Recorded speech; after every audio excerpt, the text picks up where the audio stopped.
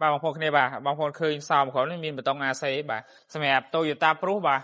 ចាប់ពីឆ្នាំ2010ដល់ឆ្នាំ2015បតុង AC នេះមាន3 option បងប្អូនបាទមាន option ធម្មតា solar option deluxe solar ជាមួយនឹង option plug in បងប្អូនហើយឥឡូវខ្ញុំមកបង្ហាញពីរបៀបប្រើបតុង AC សម្រាប់មួយគ្រឿងនេះ Toyota Prius ឆ្នាំ2010 option 3បាទបងប្អូនដែលចង់ប្រើ AC បងប្អូនចុច lock វាមួយមកតបមកបងប្អូនចុចបតុង AC នេះឲ្យជាប់មកបាទប្រហែលជាមួយសក្តិពីរសក្តិហ្នឹងបាទបានន័យថាម៉ាស៊ីនវា start ឆេះហើយបងប្អូនវាអូតូជាមួយម៉ាស៊ីនត្រជាក់វា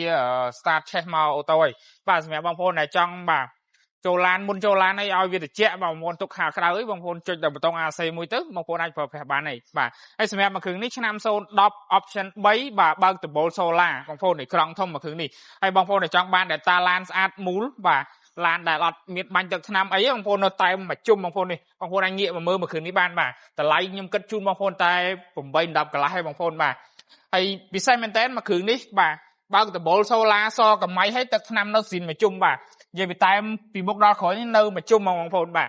ហើយសម្រាប់មួយគ្រឿងនេះបងប្អូនចង់ទិញជាលុយសុទ្ធក៏បានបាទតម្លៃ8 10កន្លះនេះបងប្អូនបងរំលោះជាមួយឃ្លាំងផ្ទាល់ក៏បានបាទ